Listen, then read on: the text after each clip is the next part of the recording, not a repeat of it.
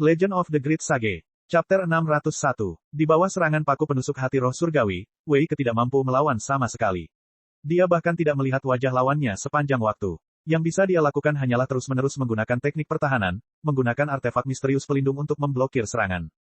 Tepat ketika dia pada dasarnya kehabisan ki spiritual dan hampir menyerah, ketika dia ingin bertahan hidup, lawannya tiba-tiba melepaskan gerakan aneh. 36 paku penusuk hati dari roh surgawi bergabung menjadi satu dan menyerang dengan semua yang dimilikinya, menembus artefak misterius pelindungnya dalam satu pukulan dan membunuhnya di tempat. Sebagai pengamat, Li Qingshan melihat semuanya dengan sangat jelas. Orang tua itu sebenarnya bersembunyi di gundukan pasir. Meskipun paku penusuk hati dari roh surgawi datang sebagai satu set, mereka tidak dapat digunakan dari jarak beberapa puluh kilometer, dan ketika digunakan, mereka pada dasarnya tidak berdaya.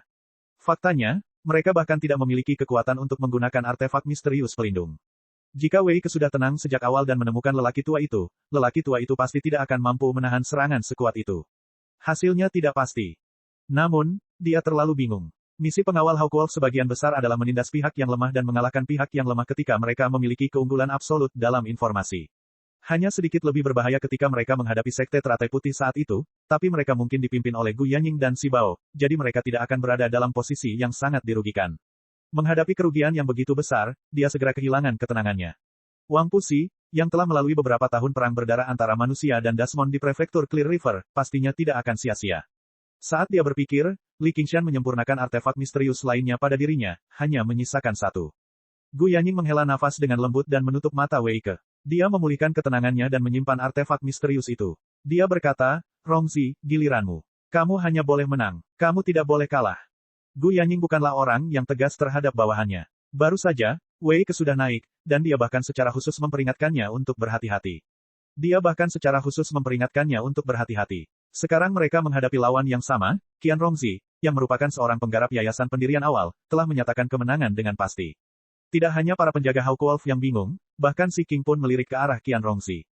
Qian Rongzi hanya menjawab dengan patuh, ya, sebelum berjalan menuju arena naga dengan kepala menunduk. Gu Yanying bertanya, apakah Anda ingin mengubah tempat? Setiap kali seseorang tewas dalam pertempuran, mereka dapat mengubah medan perang satu kali. Orang-orang yang tertinggal di medan perang tidak hanya akan menghabiskan banyak energi spiritual, tetapi mereka juga akan kehilangan banyak energi spiritual. Gaya bertarungnya juga terlihat jelas. Akan sangat sulit meraih kemenangan berturut-turut tanpa kalah. Qian Rongzi menggelengkan kepalanya. Dia begitu patuh sehingga Li Qingshan curiga dia telah digantikan. Hati Qian Rongzi penuh dengan kebencian. Setelah kesuksesan fase Suji, dia telah menembus hambatan terbesar dari kurangnya bakat fisik. Kehendak sang kultivator, kekuatan pemahaman, dan ketangguhan jiwa. Ia mulai menempati posisi yang lebih penting. Kemampuan pemahamannya pada awalnya tidak buruk, dan tekadnya sangat kuat. Setelah dimarahi oleh ular neraka berkali-kali, jiwa sucinya menjadi murni dan kuat. Dia jauh melampaui para kultivator biasa, dan dia memiliki tanaman rambat mendaki surga untuk menyerap energi spiritual dunia lain. Dapat dikatakan bahwa dia telah mengubah orang yang biasa-biasa saja menjadi seorang jenius. Dia pikir dia akhirnya bisa bernapas lega dan perlahan mengembangkan dirinya, tapi dia dipromosikan menjadi penjaga serigala putih, terus-menerus di bawah tatapan Gu Yanying. Dia pada dasarnya merasa seperti ada pisau di punggungnya, seolah dia bisa melihat semua pikirannya. Segala yang dimilikinya, termasuk nyawanya, bisa direnggut kapan saja. Itu bahkan lebih menyakitkan daripada tinggal di 100 aliran pemikiran sebagai seorang praktisi Qi yang sangat sedikit. Gu Yanying tidak menunjukkan rasa permusuhan sama sekali. Faktanya, bisa dikatakan bahwa dia memperlakukannya agak berbeda. Namun, keberadaannya sendiri merupakan bentuk penyiksaan baginya. Dia adalah seorang yang ajaib, cantik dan kuat, dicintai oleh semua orang. Sikapnya yang anggun mungkin karena dia belum pernah merasakan perasaan kusut sebelumnya. Hatinya yang angkuh pasti tidak pernah tercabik-cabik atau terinjak-injak. Segala sesuatu yang tidak dimilikinya bagaikan kotoran baginya. Bahkan Li Qingshan yang dingin dan tanpa ampun, yang brutal seperti harimau, memperlakukannya secara berbeda. Gu Yanying, suatu hari nanti aku akan mencabut matamu dan merobek sayapmu. Aku akan membuatmu merasakan bagaimana rasanya merangkak di tanah. Dengan mengingat hal itu, Qian Rongzi melangkah ke arena naga. Untuk mencegah penyergapan yang tidak adil, pertempuran hanya akan dimulai setelah beberapa saat. Ini juga merupakan keuntungan bagi mereka yang masuk nanti. Mereka bisa menggunakannya untuk mencari musuh, menyiapkan teknik, dan memberi kekuatan pada artefak misterius mereka. Secara logika, setelah menyaksikan pertempuran barusan, Qian Rongzi seharusnya mencari lawan dan melancarkan serangan yang ganas. Benar saja, dia segera menyalakan artefak misteriusnya. Lapisan cahaya muncul di sekelilingnya, diikuti oleh lapisan lainnya. 3 artefak misterius pada dirinya sebenarnya semuanya adalah artefak misterius pelindung. Setelah itu, dia menggunakan waktu terakhir sebelum pertarungan mulai menggunakan teknik pertahanan pada dirinya sendiri sebelum duduk dengan menyilangkan kaki. Seberapa takutnya dia terhadap kematian. Semua orang mau tidak mau berpikir seperti itu. Mereka tidak tahu bagaimana harus bereaksi. Orang tua berjubah panjang juga terkejut. Awalnya, dia mengira dia akan melancarkan serangan sengit. Sebagai seseorang yang telah melalui ratusan pertempuran, dia jelas punya cara untuk menghadapinya, tapi dia tidak pernah menyangka dia akan begitu pasif, tanpa niat menyerang sama sekali. Li Qingshan sedang berpikir, itu bukan langkah yang buruk. Kekuatan artefak misterius juga terkait dengan budidaya kultivator. Kultivasinya jauh dari Wei Ke. Jika dia hanya menggunakan satu artefak misterius pelindung, kemungkinan besar dia akan hancur dalam satu gerakan, dan dia akan mati di tempat. Terlebih lagi, dengan budidaya yayasan pendiriannya yang awal, mengaktifkan dua alat sihir pada saat yang sama sudah menjadi batasnya. Hanya dengan berkonsentrasi pada pertahanan tanpa bergerak dia dapat mengaktifkan 3 alat sihir. Tapi bukankah ini berarti dia akan kalah tanpa keraguan? Seperti kata pepatah, pertahanan yang berkepanjangan pasti akan menimbulkan kerugian. Di antara 5 elemen, serangan elemen logam adalah yang paling kuat, dan aura spiritualnya jauh lebih rendah daripada lawannya. Meskipun langkah ini merupakan langkah yang tidak berdaya, hal itu juga merusak peluangnya untuk menang.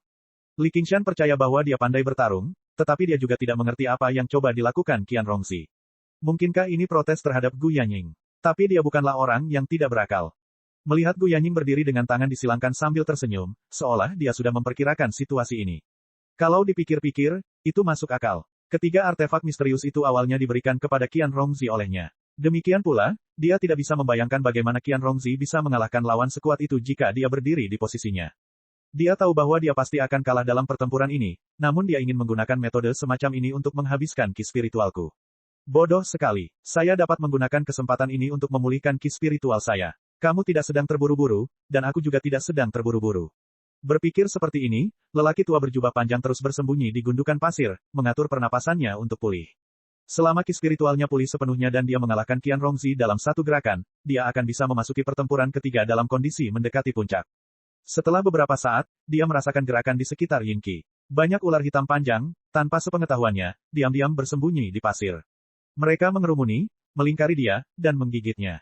Jadi begitu, Li Qingshan berkata dalam hatinya. Pada saat yang sama ketika Qian Rongzi mengaktifkan artefak misteriusnya, dia diam-diam menjalankan metode aliran legalisme, melancarkan serangan diam-diam terhadap lelaki tua berjubah panjang dari bawah tanah. Tapi bagaimana metode inferior seperti itu bisa digunakan melawan lawan seperti itu? Li Qingshan diam-diam menggelengkan kepalanya. Bukannya kaget, lelaki tua berjubah panjang itu justru malah gembira. Dia tertawa panjang. Inilah saat yang kutunggu-tunggu. Ular hitam itu melingkar, tetapi terhalang oleh lapisan cahaya kemasan, tidak mampu maju 1 inci pun. Ternyata lelaki tua berjubah panjang itu sudah bersiap. Tidak apa-apa jika dia tidak keluar, tapi begitu dia mencoba menyerang, dia pasti akan terganggu dan menghabiskan ki rohaninya. Ini adalah kesempatan terbaik untuk membunuhnya dalam satu gerakan. Ini bukanlah ular neraka yang sebenarnya. Paling-paling, mereka hanya bisa dianggap sebagai bayangan yang mendapatkan sedikit auranya, dan dibentuk dengan meminjam ki spiritual milik Qian Rongzi sendiri. Kalau tidak, jika dia bisa menggunakan kekuatan neraka yang sebenarnya, terlepas dari apakah itu neraka besar atau kecil, itu akan sangat menakutkan. Di gundukan pasir tempat Qian Rongzi berada, 36 sinar cahaya kemasan menembus gundukan pasir, merobek udara dan membentuk tiangang Harpier Qing Owl berwarna emas yang bersinar di udara. Ia memiliki momentum untuk menembus segalanya. Wei Ke sudah mati karena tindakan ini. Sudah sangat sulit bagi Qian Rongzi untuk mengaktifkan 3 artefak misterius. Sekarang perhatiannya teralihkan, itu menjadi lebih sulit. Dengan dentang, perisai berbentuk berlian terlempar, dan cahaya keemasan menembusnya. Lapisan cahaya lain menembusnya. Qian Rongzi memiliki lebih dari 3 lapisan pertahanan. Sekarang, hanya ada 1 lapisan yang tersisa, dan jelas bahwa lapisan itu tidak mampu menahan serangan habis-habisan dari tiangang Harpier Qing Owl. Dalam menghadapi krisis hidup dan mati, Qian Rongzi akhirnya mengerutkan kening, memperlihatkan ekspresi sedih dan tersiksa. Apakah kamu takut? Ini sudah terlambat. Lelaki tua berjubah panjang itu menunjukkan kegembiraan yang tidak sesuai dengan usianya. Membunuh musuh di medan perang dan melihat ekspresi penyesalan dan ketakutan musuh adalah salah satu kesenangan terbesar dalam hidup. Saat dia memikirkan hal ini, perasaan bahaya tiba-tiba muncul di hatinya. Di antara ular hitam yang padat, seekor ular kecil yang sangat cantik tiba-tiba melompat keluar dan bertabrakan dengan cahaya spiritual yang melindungi tubuhnya. Dia tidak tahu bagaimana benda itu bisa menyatu dan menembus, tapi benda itu dengan kejam menggigit lehernya.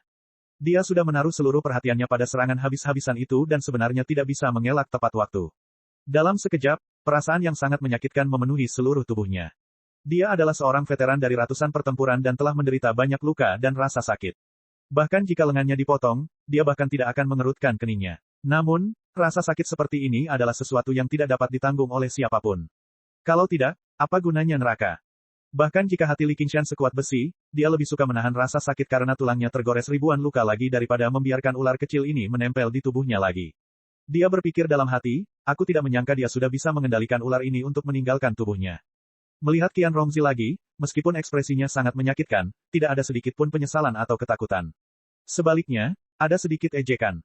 Setelah kehilangan kendali dari tuannya, penusuk-penusuk roh surgawi jelas tidak dapat menghancurkan artefak dengan mengandalkan kelembamannya sendiri. Ia berubah menjadi 36 penusuk lagi dan jatuh dari langit. Qian Rongzi melompat, sudah memegang pedang spiritual di tangannya. Mengincar gundukan pasir tempat lelaki tua berjubah panjang itu berada, dia mengayunkan pedangnya dari kiri ke kanan. Dengan kilatan cahaya pedang, sebagian gundukan pasir terkelupas, bersama dengan kepala seorang lelaki tua, terbang di udara di tengah pasir kuning. Dia terjerat oleh ular berbisa neraka, dan bahkan pikirannya terputus oleh rasa sakit. Semua rasa dan seni ilahi miliknya telah berhenti beredar. Ketika kepalanya terpenggal dari tubuhnya, pikirannya malah menjadi jernih kembali, dan dia memuji dengan keras, ular yang baik. Keduanya saling berhadapan dalam waktu yang lama, memutuskan hidup dan mati hanya dengan satu gerakan. Kelihatannya sederhana, tapi tidak diketahui seberapa banyak rencana yang telah dilakukan secara rahasia. Pergantian peristiwa ini menyebabkan semua orang tercengang. Hahaha, melihat bawahannya telah terbunuh, Si King sebenarnya tidak merasakan sakit hati sedikitpun. Sebaliknya, dia bertepuk tangan dan tertawa keras. Kemudian, dia mengangkat cangkirnya dan meminumnya sepuasnya. Dia benar-benar membesarkan ular berbisa neraka yang sebenarnya. Pertarungan ini bukanlah sebuah kekalahan. Dengan tekad dan ketekunan seperti itu, dia sudah memiliki hak untuk berkultivasi. Qian Rongzi membunuh lawannya dan memenangkan 3 artefak, tapi tidak ada sedikit pun kegembiraan di wajahnya. Dia diam-diam berjongkok, dan ular kecil itu merayap kembali ke pergelangan tangannya di sepanjang jejak hitam, sekali lagi meresap ke dalam kulitnya. Ular neraka ini adalah rahasia terbesarnya, dan dapat memberikan efek ajaib yaitu mengubah kekalahan menjadi kemenangan di saat-saat genting. Sekarang dia telah dipaksa oleh Gu Yanying, dia harus mengungkapkannya di depan umum. Chapter 602. Setelah tertawa, ekspresi Si King menjadi dingin lagi. Dia memiringkan kepalanya sedikit. Pria kekar yang dipenuhi bekas luka melangkah ke arena naga, dan hal pertama yang dia lakukan adalah terbang, berdiri dengan tangan bersilang sambil melihat ke bawah dari atas. Karena ular warna-warni Qian Rongzi berasal dari neraka, mereka berada di antara kenyataan dan ilusi, membuatnya sangat sulit dideteksi dengan perasaan jiwa para kultivator. Itu adalah senjata hebat untuk serangan diam-diam dan pembunuhan, tapi masih terlihat dengan mata telanjang. Selama lawan berada pada jarak tertentu, mereka tidak akan berguna. Pada saat ini, lingkungan sekitar berputar dan berubah, dari gurun yang bergelombang menjadi gurun yang tak terbatas. Bukit-bukit berwarna kuning kecoklatan berdiri di tengah gurun, diwarnai merah oleh matahari terbenam. Qian Rongzi duduk di salah satu bukit dan menyiapkan 3 artefak pertahanan misterius. Dia duduk dengan menyilangkan kaki, mengatur pernapasannya dan memulihkan diri. Pria yang terluka itu merentangkan jarinya dan membidik Qian Rongzi, mengepalkannya dengan kuat. Gemuruh, bukit-bukit di bawah Qian Rongzi mulai bergetar, runtuh dengan keras. Qian Rongzi melayang di udara. Tiba-tiba, sebuah tangan besar berwarna kuning tanah meraih ke arahnya dari bawah. Itu berasal dari bukit yang runtuh.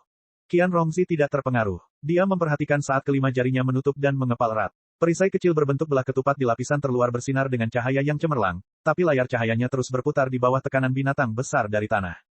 Dia seperti kunang-kunang di tangan seorang anak kecil, bersinar sia-sia dan akan padam kapan saja. Namun, kali ini, dia fokus pada pertahanannya, menempatkan seluruh fokusnya pada 3 artefak pertahanan misterius. Meskipun ada perbedaan 2 bidang budidaya di antara keduanya, artefak misterius pertahanan tidak dapat dihancurkan dengan mudah hanya dengan satu teknik. Pria yang terluka itu menyeringai mengerikan dan mengeluarkan palu segi 8 dengan pegangan yang panjang. Gu Yanying berkata, alat ajaib bermutu tinggi. Dengan budidaya bawahan Anda, akan sulit baginya untuk mengaktifkan alat sihir tingkat tinggi. Petik 2. Sebagai seorang penggarap yayasan, mengendalikan artefak sihir kelas menengah sudah menjadi batasnya. Bahkan jika seseorang secara paksa menyempurnakan artefak bermutu tinggi dan tertinggi, seseorang tidak akan bisa melepaskan kekuatan aslinya. Itu akan seperti seorang anak kecil yang memegang pedang lebar. Menggunakannya secara paksa akan merusak sens spiritual seseorang. Si King tersenyum, jika dia ingin menggunakan palu 8 arah yang menghancurkan bumi ini, dia tidak akan bergantung sepenuhnya pada indera jiwanya. Yanying, kamu akan mengerti jika kamu terus menontonnya. Gu Yanying tersenyum, tapi dia tidak mengatakan apa-apa. Dia berpikir dalam hati, benar saja, itu seperti yang diharapkan si Bao. Kepribadiannya masih seperti ini. Bahkan tanpa King San, tidak akan sulit bagiku untuk memenangkan 3 ronde melawannya. Hasil duelnya, meskipun itu bergantung pada kekuatan kultivator itu sendiri, memilih lingkungan yang sesuai, artefak misterius, dan taktik pertempuran juga sangat penting. Si King sangat kejam, jadi artefak misterius yang dia berikan kepada prajuritnya semuanya sangat kuat. Dia mengejar pembunuhan pasti dengan satu serangan. Pria yang terluka itu mengangkat palu 8 arah yang menghancurkan bumi jauh di atas kepalanya dan mulai mengayunkannya. Dengan setiap ayunan, gagang palu akan bertambah panjang dan kepala palu akan bertambah besar.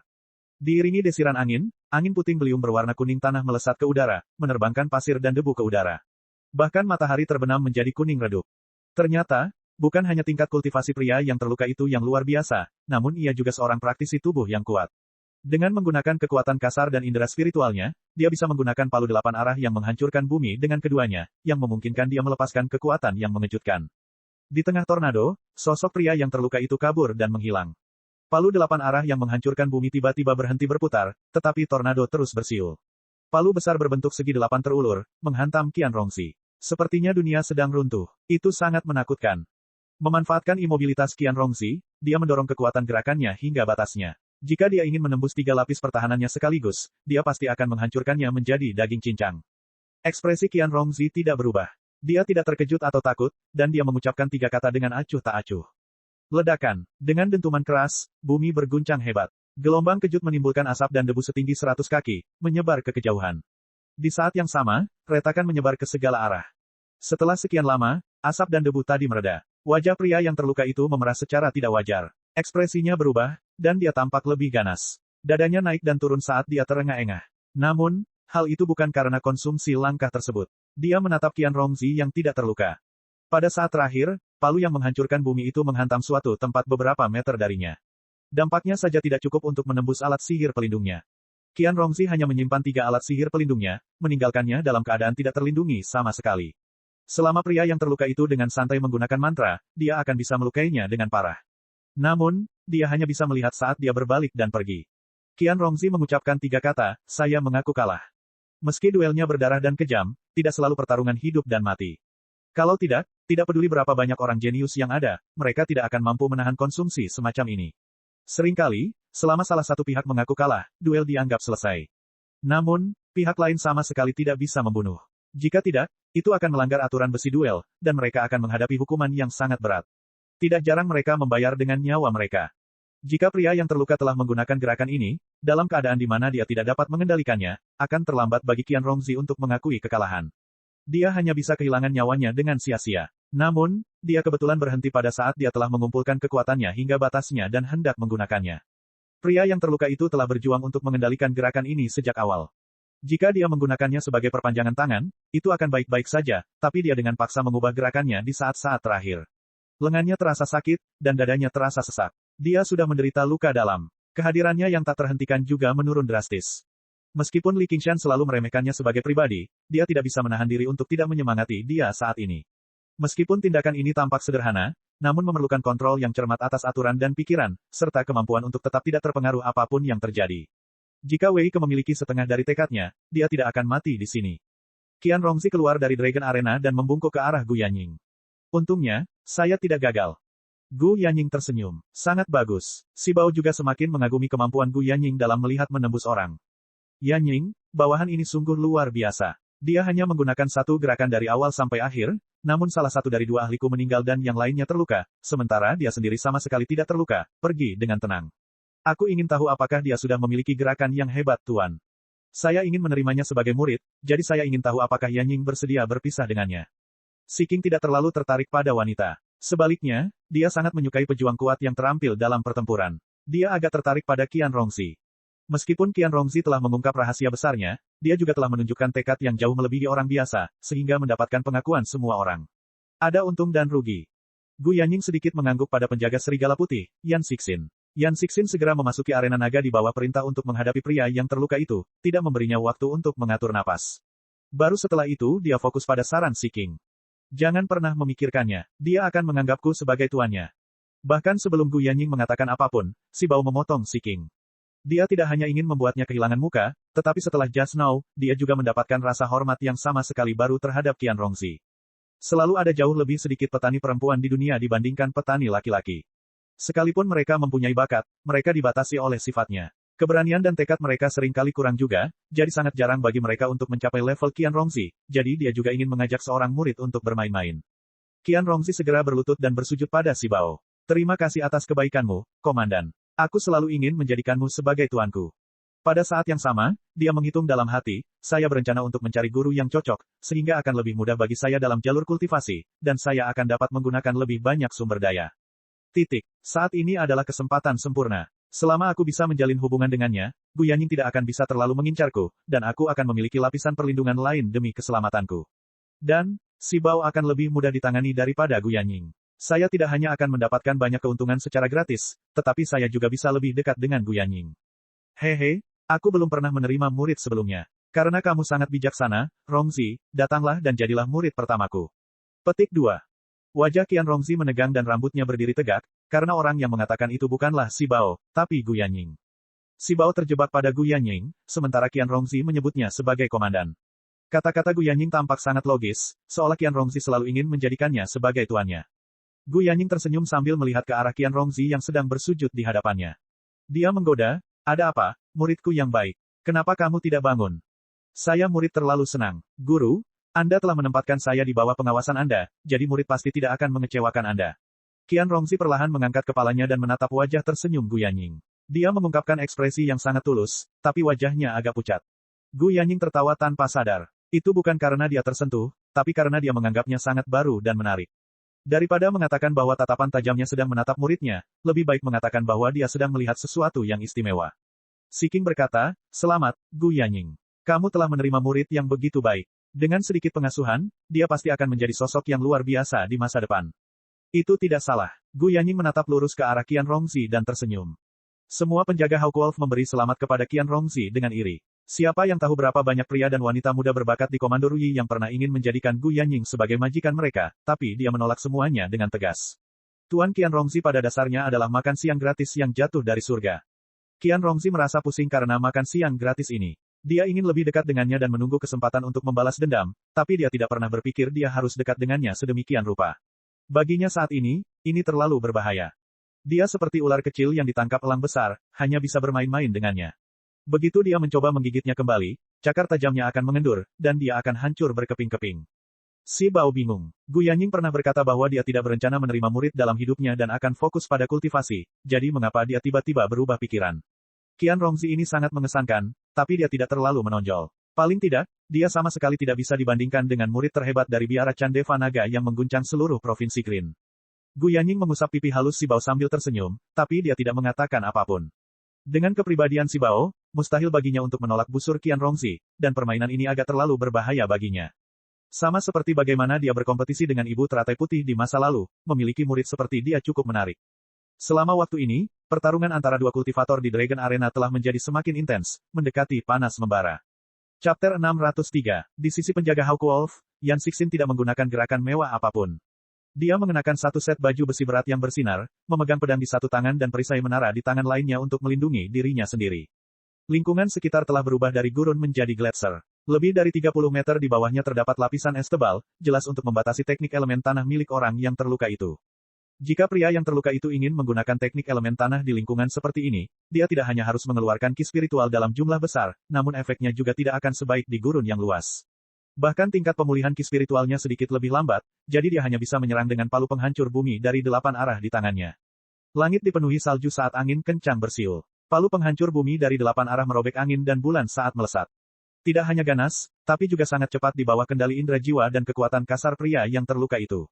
Tubuh Yan Cixin meluncur ke kiri, tapi dia masih tidak bisa menghindari jangkauan serangan besar dari palu raksasa itu. Dia sedikit memiringkan perisai menara di tangannya, dan dengan suara keras, es memenuhi udara di sisi kanannya. Es itu setajam pisau, dan dengan kejam memotong tubuhnya. Untungnya, armornya menghalangi es tersebut. Pria yang terluka itu merasakan dadanya sesak. Sebuah kekuatan ditolak, mendarat di tubuhnya. Perisai menara di tangan Yan Cixin tidak hanya memblokir sebagian besar serangannya, tetapi bahkan menangkis sebagian kecilnya.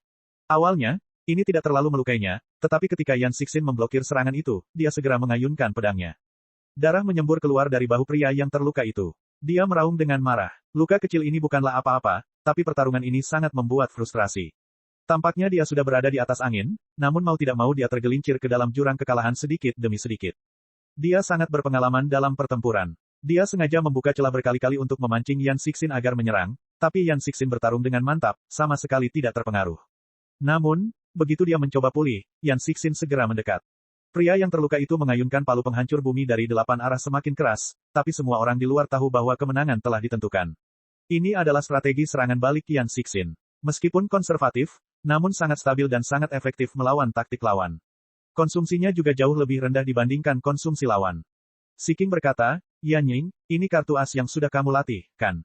Aku tidak pandai dalam hal ini. Gu Yanying menatap si Bao sambil tersenyum. Dia adalah ahli duel sejati. Awalnya, dia tidak menyangka Li Qingshan akan kembali saat ini. Tentu saja, dia memiliki peluang bagus untuk menang dengan mengatur Qian Rongzi dan dua lainnya. Hanya dengan begitu dia akan menyetujui duel ini.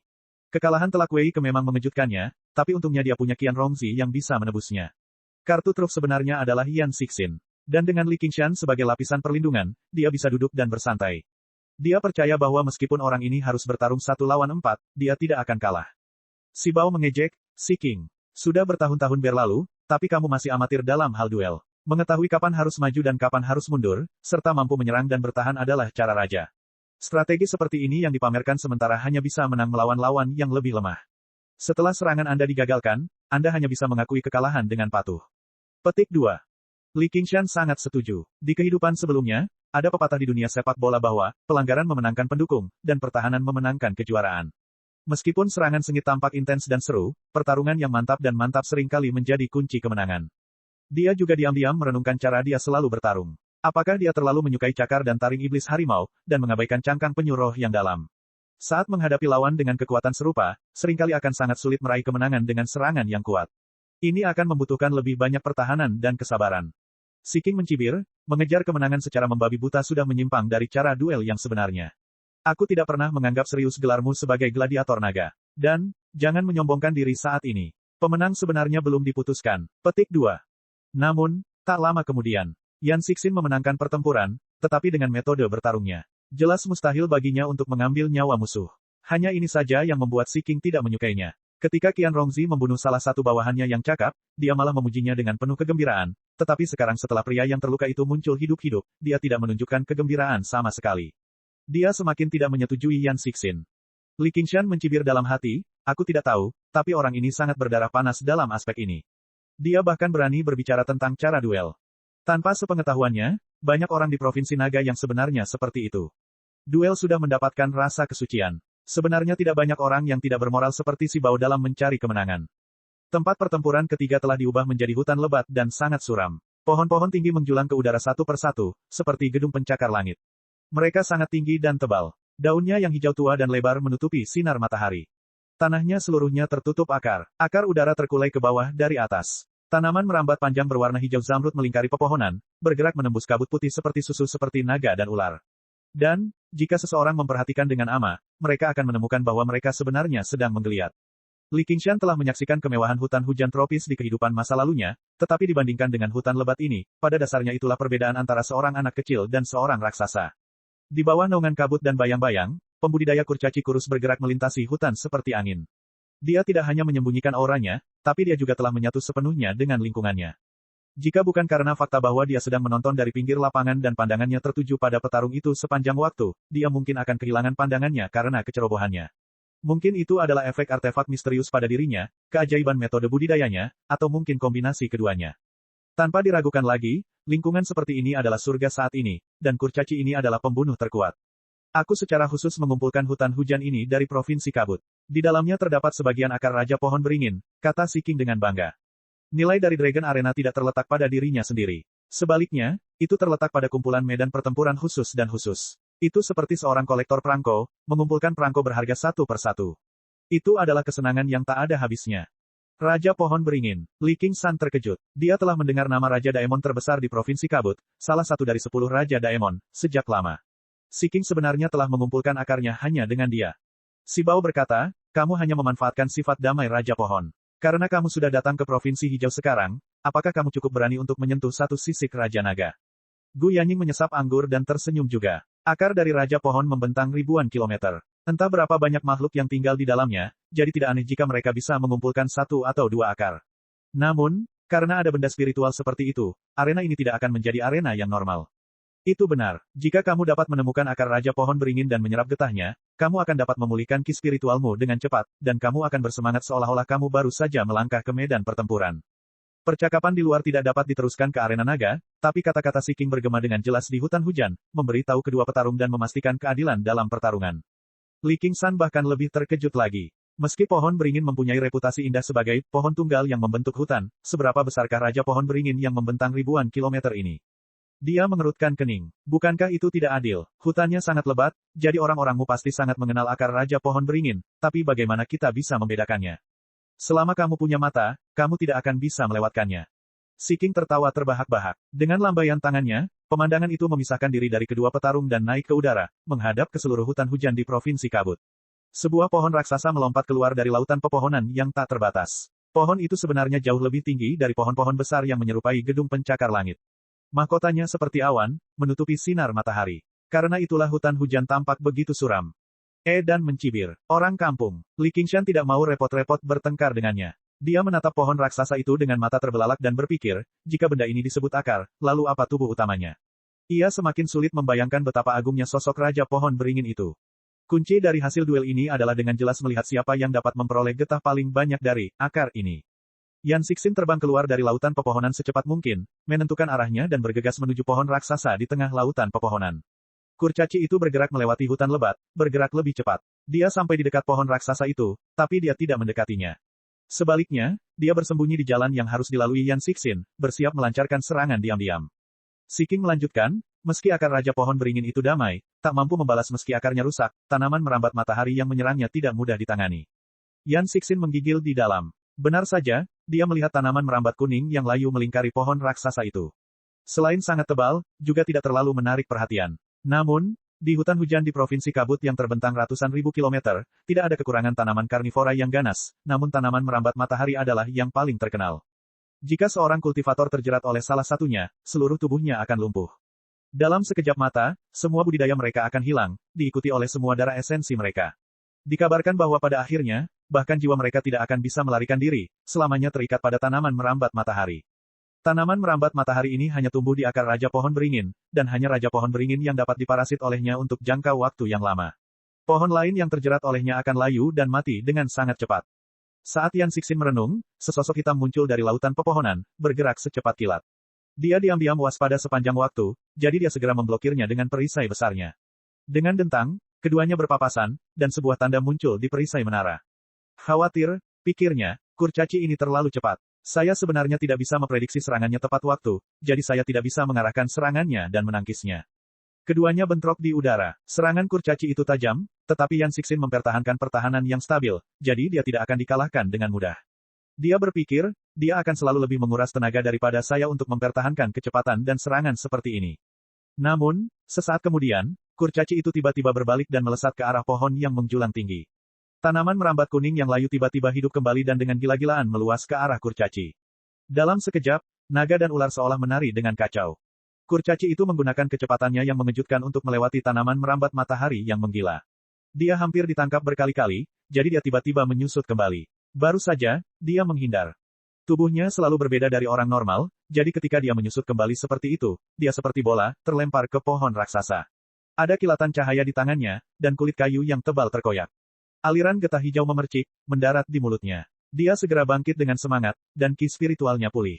Dia terlempar keluar lagi, menjauhkan diri dari pohon raksasa itu untuk bertarung dengan Yan Sixin. Dari awal hingga akhir, dia tidak berhenti sedetik pun.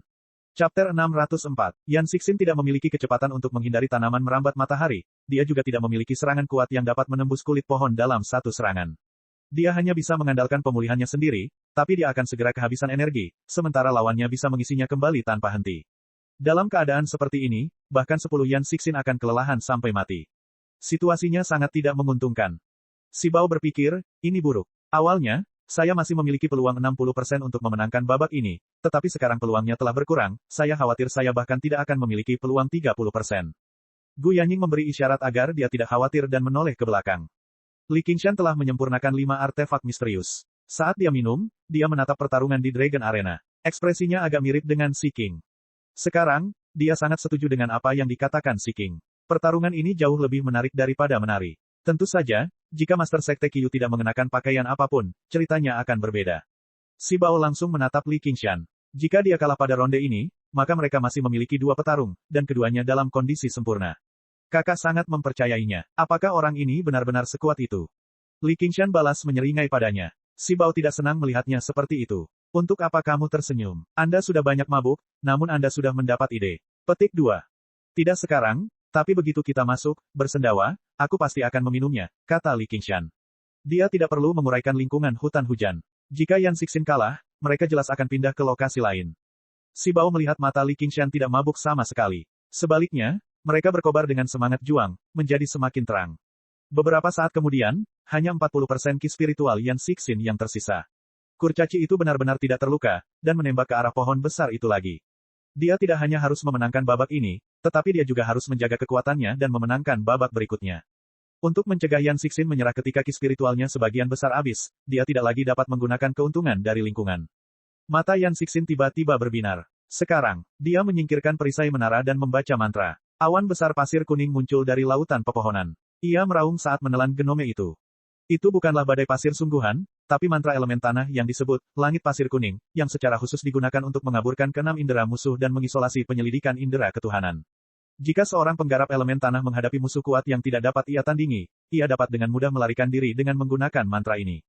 Kurcaci itu sedang berjalan melewati tanaman merambat matahari. Jika pandangannya terhalang, dia akan menabrak tanaman merambat matahari. Segera, hidupnya dalam bahaya. Bisa dibilang dia sedang bermain api dan membakar dirinya sendiri. Kurcaci itu tersenyum dingin. Tidak ada rasa takut sama sekali di wajahnya. Dia menyaksikan pasir kuning menyapu, tetapi bahkan sebelum pasir itu bisa mendekatinya, tanaman merambat matahari memanjang dan bersinar redup. Saat Yan Xixin merapal mantranya, dia tiba-tiba merasakan kekuatan spiritualnya dikonsumsi dengan cepat. Jika dia mempertahankan mantra ini dengan paksa, tidak akan butuh waktu lama sampai kekuatan spiritualnya habis. Si King tersenyum dan berkata, Yanying, gerakan bawahanmu tidak terlalu hebat. Bahkan jika itu adalah artefak spiritual atau misterius, ia akan kehilangan semua sifat spiritualnya tidak lama setelah ia terjerat oleh tanaman rambat matahari. Akan lebih sulit bagi teknik untuk melakukannya, ada gunanya. Qian Rongzi melihatnya. Tanaman merambat matahari agak mirip dengan tanaman merambat mendaki surga yang dimilikinya, dan itu tidak aneh sama sekali. Banyak tanaman merambat yang merupakan tanaman parasit, sehingga menyerap ki spiritual dapat dianggap sebagai naluri. Tumbuhan menakjubkan seperti tanaman merambat matahari dan tanaman merambat mendaki surga hanya memperkuat naluri ini berkali-kali, sedangkan tanaman merambat mendaki surga memiliki kemampuan untuk menembus dimensi. Itu jauh lebih kuat daripada tanaman merambat matahari, tapi terlalu sulit untuk dipelihara. Setelah mencapai yayasan pendirian, dia pada dasarnya menghabiskan semua sumber daya yang telah dia kumpulkan selama bertahun-tahun untuk membeli air spiritual guna menyuburkan tanaman anggur pendakian surga, namun pertumbuhannya hanya kurang dari 1 kaki. Meskipun kecepatan penyerapan ki spiritualnya menjadi sedikit lebih cepat, dia tidak mengambil sedikit pun darinya. Dia membiarkan pohon anggur mendaki surga memberi makan dirinya sendiri. Ini membutuhkan kemauan yang sangat besar. Ki spiritual yang diserap oleh tanaman anggur mendaki surga begitu murni sehingga sangat menggoda bagi para kultivator. Itu pada dasarnya seperti narkoba di kehidupan masa lalunya, di mana mereka akan menjadi kecanduan hanya dengan sekali percobaan. Cutian memahami prinsip mengumpulkan ki spiritual, tetapi dia tidak mampu menahan godaan ki spiritual murni. Ditambah dengan fakta bahwa ia ingin mempertahankan gelarnya sebagai jenius, ia semakin bersemangat untuk meraih kesuksesan instan. Setiap pengekangan dan akumulasi yang dia miliki sekarang akan berarti lebih banyak manfaat di masa depan. Jika suatu hari nanti pohon anggur pendakian surga bisa tumbuh setinggi tanaman merambat matahari, siapakah yang akan menjadi lawannya? Pikiran ini terlintas di benaknya. Kurcaci itu mengayunkan pedangnya lagi dan meminum seteguk getah pohon. Pasir kuning, yang telah terkuras kekuatan spiritualnya, mengalir ke arahnya. Yan Xixin masih rajin merapal mantra, tetapi badai pasir sederhana, bagi seorang kultivator seperti dia, bukanlah gangguan sama sekali. Kurcaci itu membalas. Begitu dia keluar dari jangkauan tanaman merambat matahari, dia merasakan pasir tiba-tiba menebal, melesat ke arahnya seperti senjata tersembunyi. Namun, jurus ini bukanlah teknik ofensif yang menghasilkan kerusakan sejak awal, jadi jelas jurus ini tidak bisa menembus cahaya pelindungnya. Secercah cahaya bersiul. Kurcaci itu sudah mengira dia akan menggunakan kesempatan ini untuk melancarkan serangan diam-diam, jadi dia menghindarinya dengan mudah. Setelah itu, manusia pasir bertubuh besar keluar dari pasir, merentangkan tangannya dan menerjang ke arahnya. Kurcaci itu mengayunkan tangannya dan menerobos manusia pasir itu. Sesosok tiba-tiba keluar dari dada si manusia pasir. Itu adalah Yan Xixin. Dia bersembunyi di Sanman saat dia keluar. Kurcaci itu merasa jijik di dalam, tipuan remeh. Apakah Anda ingin memaksa saya kembali ke jangkauan tanaman merambat matahari? Apalagi fakta bahwa kamu tidak bisa melakukan itu, bahkan jika aku mundur, apa yang bisa kamu lakukan padaku? Dia melayang mundur, dan pengaruh pasir segera berkurang. Jika Yan Xixin mengejarnya lagi, itu sama saja dengan berjalan menuju kematiannya sendiri. Dia pasti akan terjerat sampai mati oleh tanaman merambat matahari. Namun, Yan Xixin menyerang tanpa ragu-ragu. Dia mengesampingkan pedang dan perisainya, merentangkan tangannya dan memeluk kurcaci itu erat-erat. Kurcaci itu memucat karena ketakutan. Jika mereka berada di tempat lain, dia akan bisa menghindar, tapi dia sudah memasuki jangkauan tanaman merambat matahari. Tanaman merambat yang menari menyerangnya dari segala arah, pada dasarnya menutup semua ruang baginya untuk maju atau mundur. Ditambah dengan fakta bahwa dia tidak pernah menyangka Yan Cixin cukup berani untuk menyerang, dia tidak dapat menghindari pelukan itu meskipun kecepatannya. Keduanya menyerbu menuju pohon yang menjulang tinggi bersama-sama. Bahkan sebelum mereka mendekati pohon itu, tanaman merambat matahari melilit mereka dengan liar, membungkusnya menjadi bola dalam sekejap mata. Mudah bagi kurcaci itu untuk melepaskan diri dari pelukan Yan Cixin, tetapi tidak mungkin baginya untuk melepaskan diri dari tanaman merambat matahari. Dia merasakan ki spiritual di tubuhnya mengalir seperti bendungan yang rusak. Seluruh tubuhnya mati rasa dan sakit, jadi bagaimana dia bisa mengumpulkan kekuatan untuk melawan? Dia terkejut saat dia memanggil dengan susah payah. Ki spiritual dalam tubuhku jauh melampaui milikmu. Jika kamu tidak mengakui kekalahan dengan cepat, kamu tidak hanya tidak akan mampu mengalahkanku, tetapi kamu bahkan akan kehilangan nyawamu dengan sia-sia.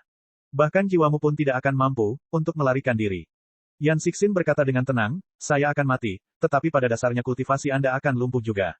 Terlebih lagi, tubuh saya kuat, dan saya penuh vitalitas. Mungkin bukan saya yang mati lebih dulu.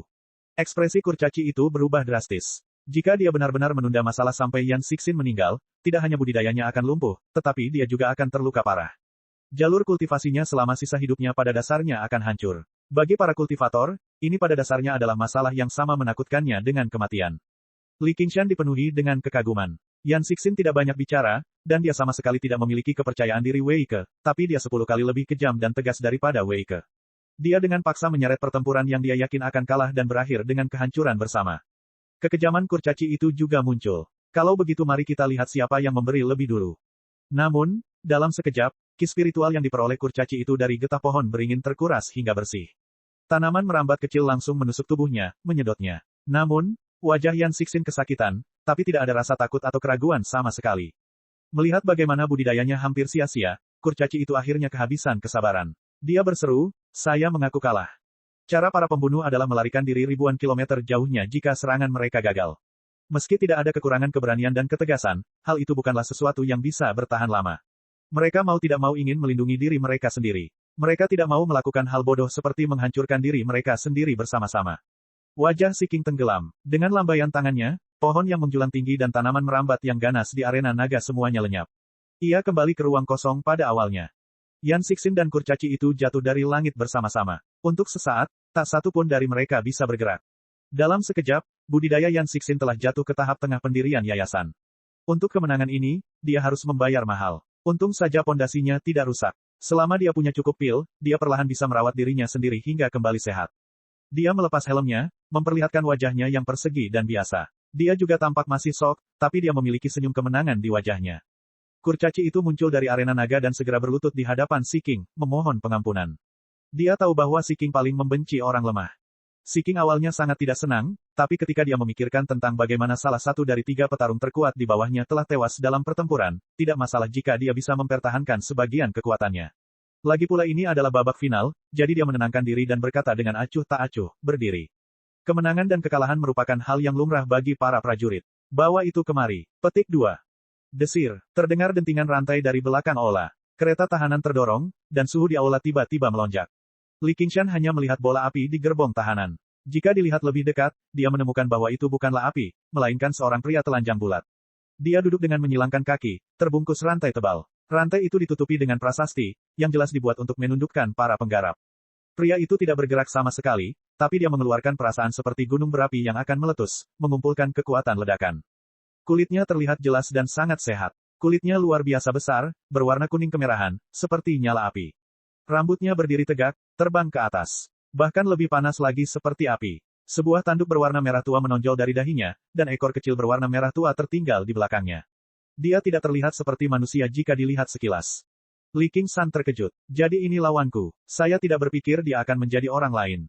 Gu Yanying bingung. Provinsi Naga memiliki banyak penduduk lainnya, tetapi para pemakan api sangat kejam dan suka berperang, sehingga mereka tidak dapat bertahan hidup di Provinsi Naga sama sekali. Kebanyakan dari mereka tinggal di tempat terpencil dan liar, kebanyakan di Provinsi Mist. Bagaimana dia bisa sampai di tangan Si King? Si King berkata, ini adalah salah satu rampasan yang aku peroleh ketika aku sedang mencari medan pertempuran yang cocok di Provinsi Kabut. Menangkapnya membutuhkan usaha yang cukup besar. Dia berbalik dan berkata kepada orang lain. Zulai, aku hanya akan menanyakan ini padamu. Apakah kamu ingin hidup atau mati? Saya sudah kehabisan kesabaran. Jika kamu ingin mati, aku akan mengabulkan permintaanmu hari ini. Jika Anda ingin hidup, ambil senjata Anda dan bertarung. Petik 2. Chapter 605. Sejak Si King menangkap Zulai di Provinsi Kabut, dia sangat terkesan dengan kehebatan pertempurannya. Dia pada dasarnya adalah seorang petarung alami, jadi dia ingin menerimanya sebagai pelayan. Namun, Zulai seperti binatang buas yang terperangkap, terus-menerus ingin melarikan diri. Si King harus melalui berbagai hukuman dan hukuman untuk menghilangkan sifat liarnya. Pada saat yang sama, dia memberinya makanan lezat atau bahkan keindahan mempesona yang tidak dimiliki Provinsi Kabut untuk melunakkan tekadnya. Hari ini, semua upaya ini akhirnya membuahkan hasil. Di bawah tatapan tajam dan bersemangat Si King, Zulai membuka dan menutup mulutnya. Baru saja, dia melontarkan dua kata, saya ingin hidup. Si King tertawa terbahak-bahak, sangat senang. Dia mengayunkan lengan bajunya. Ada beberapa klik, gemerincing, dan dentang. Belenggu pada Zulai terbuka, dan dia jatuh ke tanah dengan bunyi dentang. Pintu kandang juga terbuka. Dengan suara mendesing, Zulai berubah menjadi bola api yang berkobar, bergegas keluar dari kandang. Gelombang panas menyapu ke segala arah. Nyala api langsung menuju ke arah Si King, dan angin panas menyebabkan jubahnya berkibar dengan keras. Si King tidak bergerak sama sekali. Dia menatap mata Zulai yang membara dan menunjukkan tekad yang tak tergoyahkan. Jika kali ini Anda mencoba melarikan diri lagi atau mendapat serangan balasan, maka hanya kematian yang menanti Anda. Menghadapi tekad ini, Zulai akhirnya menundukkan kepalanya. Di mana senjata dan armorku? Orang ini sungguh lawan yang tangguh. Jika aku tidak memiliki patung penindas iblis dan hanya memiliki seni lautan tanpa batas untuk mengalahkannya, pikir Li Qingshan. Bakat orang lain selalu melebihi orang biasa, dan pemakan api juga terkenal karena sifat agresifnya terhadap orang lain. Hampir mustahil bagi seseorang di tahap tengah dari alam pendirian yayasan untuk mengalahkan mutan yang setara dengan puncak alam pendirian yayasan.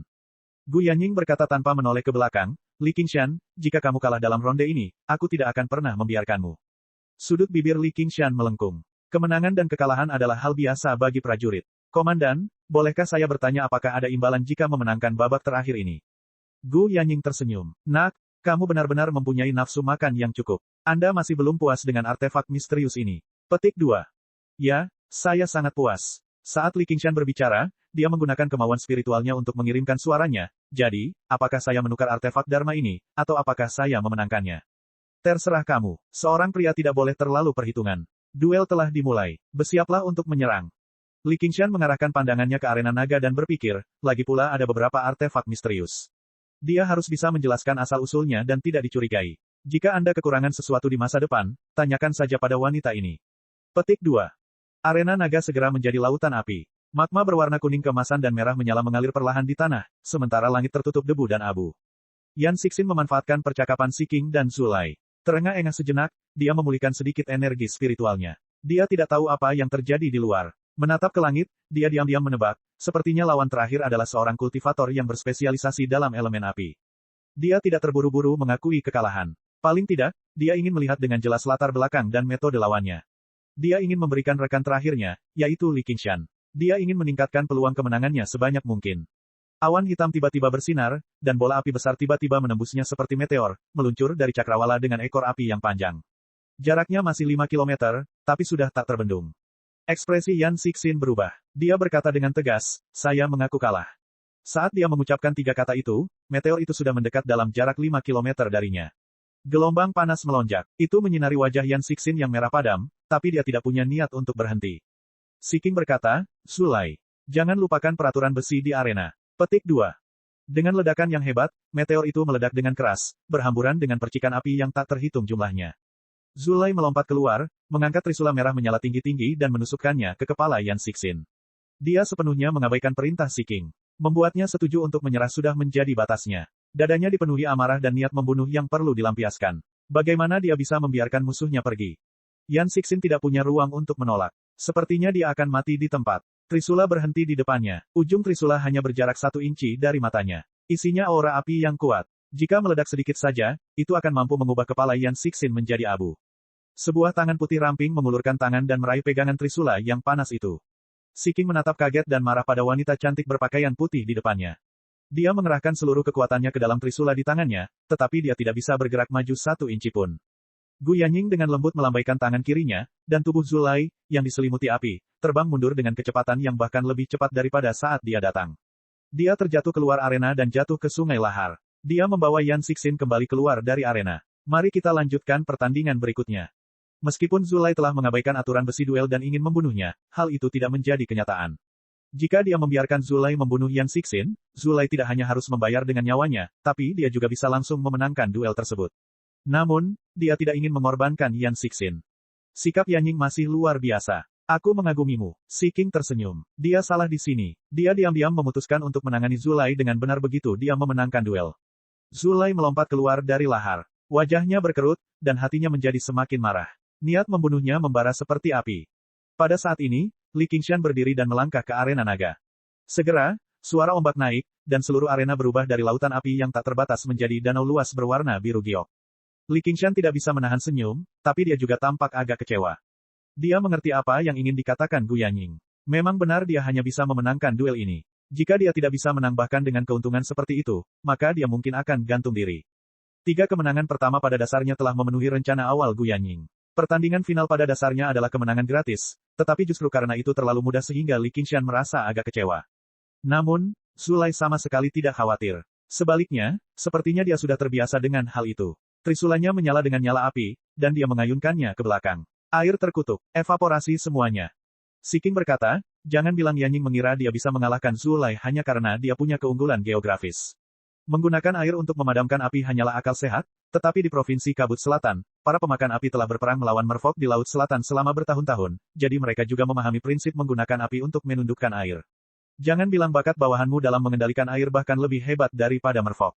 Petik 2. Gu Yanying berkata, kamu hanya akan tahu jika kamu mencobanya. Li Qingshan membuka tangannya, dan tangan gelombang lembut yang hampir transparan bersinar dengan cahaya biru.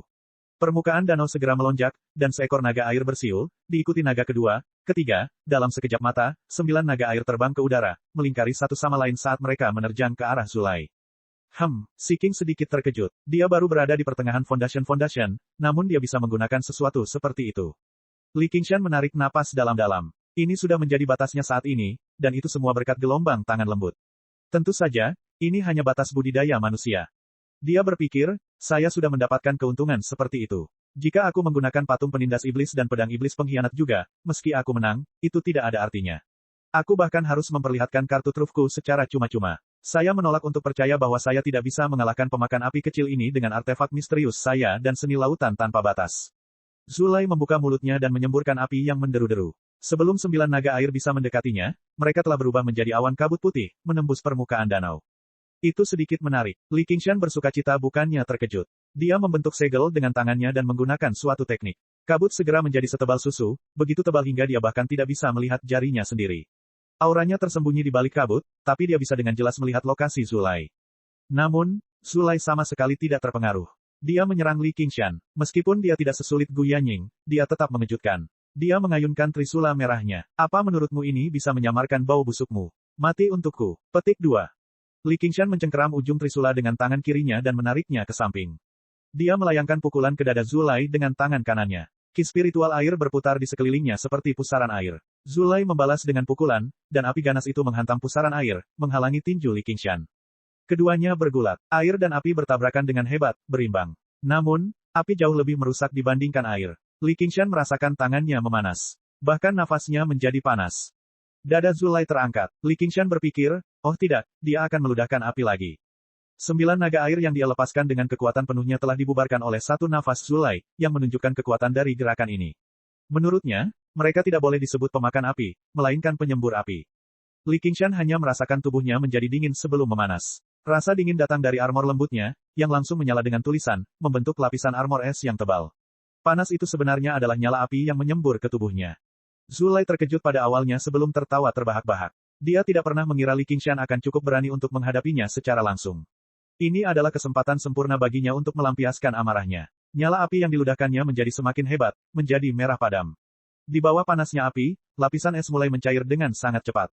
Li Qingshan menggunakan seni lautan tanpa batas dan menyalurkan ki spiritualnya untuk mencegahnya, tetapi ki spiritualnya dengan cepat berkurang.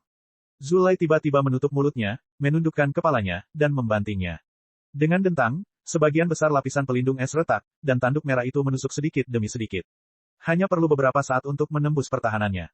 Sambil berpikir, Li Qingshan melepaskan lingkaran air dari ikat pinggangnya. Begitu bersentuhan dengan Zulai, semuanya melonjak ke arahnya, membentuk bola air.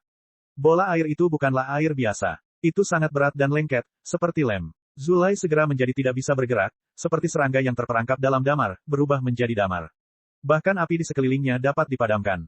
Artefak misterius ini sangat membantu dalam pertempuran. Jika aku mengayunkan pedang iblis pengkhianat sekarang, aku pasti akan memenggal kepalanya.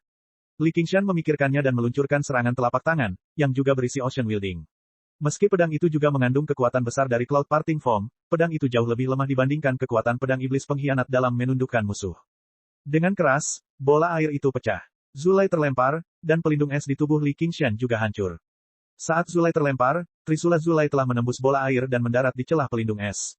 Kekuatan serangan telapak tangan Li Qingshan sebagian besar telah diblokir oleh baju besi merah menyala di tubuhnya, menyebabkan semangat juangnya semakin kuat. Datang dan lawan aku 300 ronde lagi. Baiklah, Li Qingshan berbalik menghadapnya. Seluruh tubuhnya mulai berputar, berubah menjadi puting beliung yang bertabrakan dengan bola api. Kabut putih membubung, menutupi sosok keduanya. Yang terlihat hanyalah benturan air dan api, sosoknya berkedip-kedip, dan suara benturan yang tak henti-hentinya. Saat itu juga, siapa yang tahu berapa kali mereka saling bertukar pukulan. Cek cek cek cek cek cek cek cek. Rakan-rakan kultivator sekalian, sebelum retret, sila terus berkultivasi untuk jurus subscribe, like, share dan komentar agar sekte novel Sadim terus berkembang pesat.